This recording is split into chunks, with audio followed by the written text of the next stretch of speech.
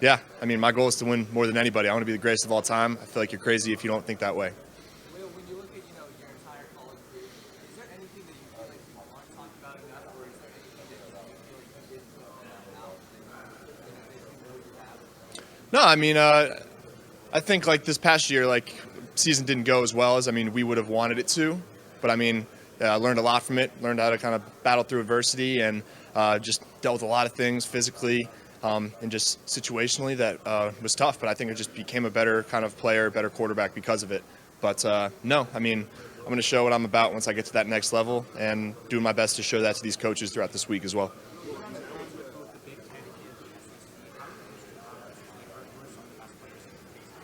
They're great. I mean, people always try to tell me to put one above the other. I mean, it's tough, but it's been such a privilege to play in such two great conferences. And when I did make the transition from Penn State, I wanted to make sure that I was, going against high-level competition like I was in the Big Ten. So playing in the SEC was really important to me. And, I mean, I've seen a lot of great players across a lot of great teams. Going back to the Big Ten, my first real kind of game experience was against Ohio State, and Chase Young gave me a tough time. So, I mean, that goes back a little bit. But, I mean, just great players across the board, and it's hard to put one in front of the other. Will, being in Kentucky, obviously, I'm sure you watch a lot about Joe Burrow. What do you try to take most about him? Yeah, no, Joe's someone, especially in this offseason, that I've focused a lot on. I think this offseason, compared to off-seasons in the past, I've really been trying to kind of perfect the movement leading up to the throw. I think that when I make some inaccurate passes, it's due to kind of how I'm initiating the movement leading into it. A lot of the times I can get away with it because of how talented of an arm I have. But Joe, I think, does better than anyone else in terms of movement in the pocket. Not the fastest guy, but he's just able to move so efficiently to put himself in a stable base to make efficient throws. And been watching a lot of film on him this past offseason. Just what I just said. Not necessarily anything with the upper body, everything from the waist down. How I'm initiating movement, where I'm using force and which muscles I'm using. I mean, I'm a pretty built guy, but I kind of realized just as I started my off-season training how kind of weak I was in my abductor and low core area. So to be able to engage those and push through those areas and using my feet in ways that are going to put me in advantageous situations to get a good platform and get the ball off efficiently without even really having to worry about much in the upper half has been really interesting.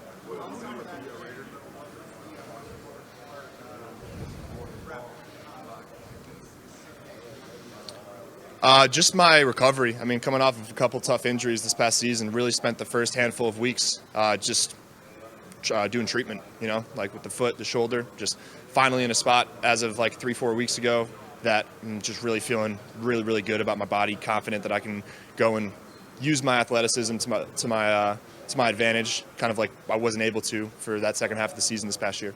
Well, how do you set yourself apart from the Yeah, I think physically, I just say my arm talent. I think I got one of the stronger arms that's come out of any draft class in recent memory. And then just who I am as a person, kind of my morals, what I stand for, my values. And I think that's been the most kind of beneficial thing for me to be able to share with these coaches throughout these formal and informal interviews, to just get them to know me as a person, get them to kind of understand how seriously I take every aspect of my life, and just letting them know how much I love ball and how I'm able to use those values and those morals to make me the best person in the locker room and on the field as possible. Not everybody goes through the throwing portion of the combine. Why do you feel the way you decided? Because I got a cannon. I'm going to show it off. How do you compare yourself to the most? Nobody like too specifically. Everyone's different. I mean, people make the Josh comparison, which, I mean, I can see it, but we're definitely two different types of guys. But the way he uses his body, his physicality, while being smart doing it, been able to ask him about that a little bit. And but yeah, I mean, got to be smart with the body, but at the same time, if you have the ability to use it in the situations where you need to, it's a good way to kind of go out there and show your thing. So I mean, Joe, like I said before, I'm trying to emulate a lot of what he does, but I mean, nobody else really that I'm really leaning on heavily to learn from. Sorry? It's great. It's great for the guys. I mean, I know that Coach Stoops is really happy about it, and I know he's going to make the best decision for the program. But, I mean, Coach loves it there, and I know he's excited to be back, and I know that Devin and all the other guys are going to be able to learn a lot from them, and we're going to take a big step going forward from this past year. Yeah, I did. Went well. Formal. Yeah. Hey, Chris, a Penn State dude, and he's been able to do such great things in the league. It's been great to see him progress. But, hey, I mean, I'll play for anybody. I'm going to make whatever situation work.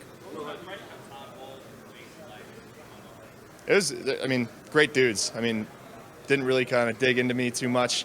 But, I mean, felt like I answered all their questions very well and very honestly. Just kind of genuinely showed them the type of person I was, type of player, type of mind I have. And I think that interview went really, really well.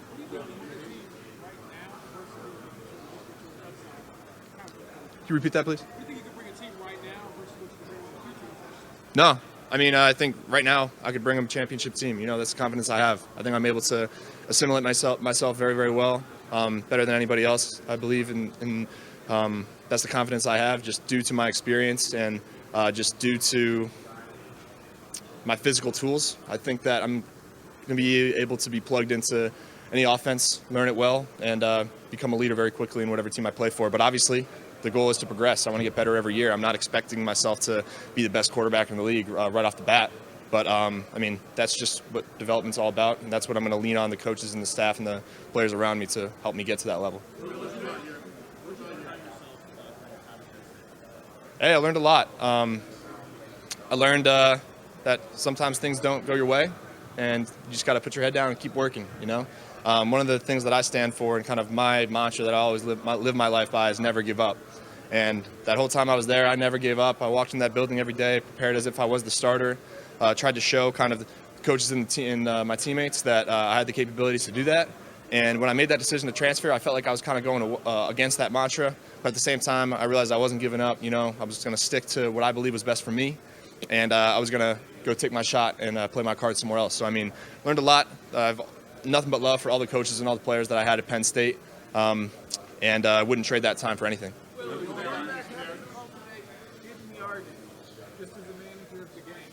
No, I mean, hidden yardage is everything. I mean, talk about it every week in our meetings, especially special teams. I mean, that's the first thing I think of when I think of hidden yardage. But just as an offense, I mean, you look at every 2-3 yard play and what could make it a 5, 6, 7 yard play. It's all the little details of football. And I think that's what makes the game so beautiful. I mean, you work so hard. You work for hours and hours for maybe a play that you don't even run, you know? And then when you do, it's for 3 seconds of excitement, and then you're on to the next one. So the more precise those little details are, the more you can get those extra yards. And I think it's just my job as a quarterback to make sure that everyone's on their stuff and that every little detail is perfected so that we're able to maximize those yards. You said that you played a role in the decision to Kentucky. What's your relationship like with him? What did you tell him about? Good. I mean, I was just honest with kind of how I felt about the school, which is, I mean, my love for it, my love for the coaching staff, and my love for the players, and my belief in him as knowing the type of player that he was to be able to kind of put him into that system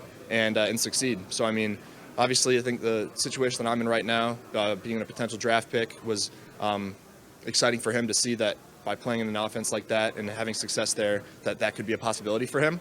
But I mean, I was just honest. I just texted him yesterday, just kind of checking in. They got spring ball starting up on Monday, so I'm really excited to see how spring starts off for them. And I know that all the guys in that offense from this past year, especially the young ones, are going to be able to develop and make an even bigger mark this year. We've seen you game with the field. What about your character in the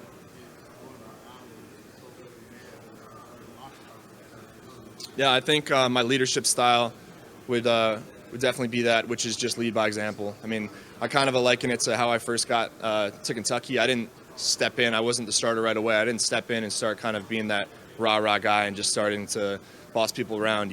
What you do is you put your head down and you earn the respect of others through your work. And that's what I'm going to plan on doing. And it's kind of just a feel process where once you know that you have gain the trust of the coaches, the players, or once you're named the starter or whatever, that's when you can start transitioning into more of a vocal leadership role, being able to understand and step in and talk to guys individually when you feel like it's necessary.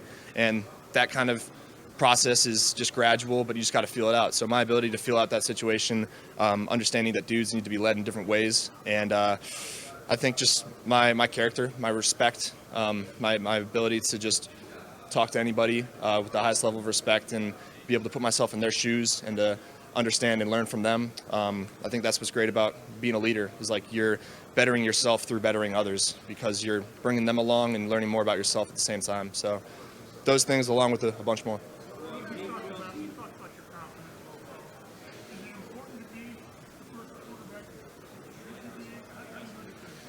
I mean, I don't focus on things I can't control. I want to be selected as high as possible, but at the end of the day, I just want a team that believes in me, and got to make somebody fall in love with you, with me, and that's all it takes, you know. I haven't talked to the Colts, no.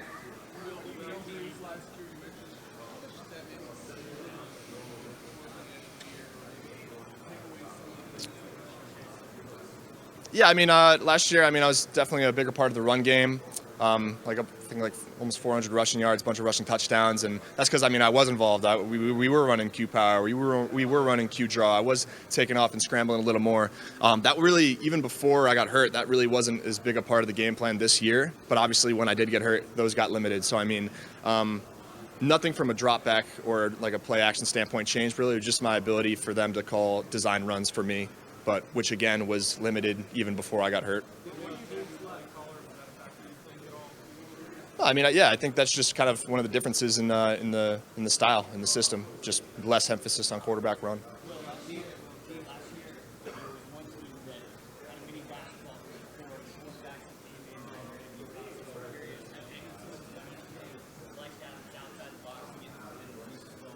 No, I think the only thing I could think of, Minnesota had a football, so they just had you kind of have a football in your hands, which is nice because I like having kind of something to play around with. But I don't know if it's because they wanted to see how big my hands were or something. But no basketball hoops, but I would have enjoyed that.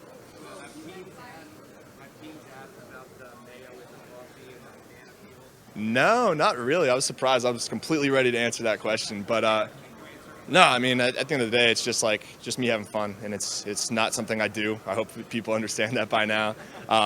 But yeah, it was just a thing. Me and my girl at breakfast, we got our black coffees, no cream, no sugar on the table, just a bottle of mayo. And she's like, makes the joke that, oh, I think you're supposed to put it in there. And I was like, you don't got to tell me twice. So, I just tried it out, and I don't know, just try to have a little fun. But yeah, just a little silly little thing. And nobody asked about it except for like the media. So I'm not afraid to talk about it. Thanks, Will. Sorry? Pineapple for sure, number one. Clementines, number two. That's a sleeper. And then basic, but I gotta go apple. Go to hype song. I don't really have any set kind of songs that I listen to. I more so listen to like mashups. I like finding like an hour long kind of like mixtape, so I gotta like make a playlist myself. But yeah, not a specific song. Hey, Will, Thanks, guys. Have you signed?